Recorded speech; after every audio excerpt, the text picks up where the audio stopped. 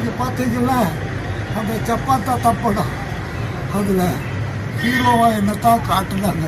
ஆமாம் சார். ஆனால் அதில் நான் நடிக்கல சார். என்ன சார் சொல்கிறீங்க சார்? இந்த படம் முழுக்க உங்களை தானே பார்த்தோம் சார்.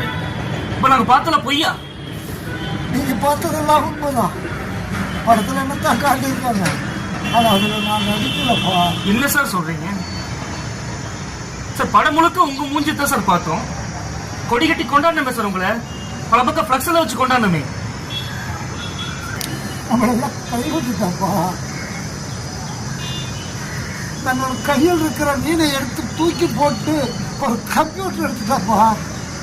எத்தனை கலைஞர்கள், எத்தனை டெக்னீஷியனுங்க, எத்தனை நடிகருங்க, எல்லாரோட வாழ்க்கையும் போச்சு.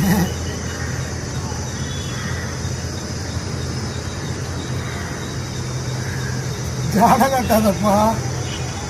நானும் சின்ன சின்ன ரோலில் பல படங்களில் நடிச்சிருக்கேன். ஆனால் இன்னைக்கு வாய்ப்பு வந்துடு, நாளைக்கு மேலே வந்துடுவோன்னு எதிர்பார்த்து காத்துட்டு இருக்கேன். ஒரு நாள் நீங்கள் பார்த்தீங்களா சப்பாத்தா அந்த படத்துக்கு நடிக்கிறதுக்கு கூப்பிட்டா. நானும் ஒரு வாய்ப்பு வந்துருச்சு, இன்னும் நானும் என்னோட கனவெல்லாம் நிறைவேறி போயிடலான்னு ஏதா போன ஆசையோடு போனேன். நான் மட்டும் இல்லை, என்னை போல சினிமாவில் இருக்கிற பாதி பேருக்கு அந்த சினிமாவை விட்டால் வேறு எந்த தொழிலும் தெரியாதுப்பா.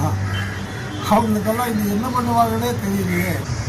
சின்ன வயசுலேருந்து இந்த கலைக்காக தன்னோட குடும்பம், வாழ்க்கை எல்லாத்தையும் விட்டுட்டு தன் இளமையெல்லாம் போகிற வரைக்கும் இப்போ வந்துற வாய்ப்பு, நாளைக்கு ஜெயிச்சிருவோன்னு அல்லும் பகலும் தூங்காமல் இந்த கலைக்காகவே தன் வாழ்க்கை பூரா இறந்துருக்கோம். இப்போ வந்து எனக்கு ஒரு வாய்ப்பு வந்தது. ஒரு நாள்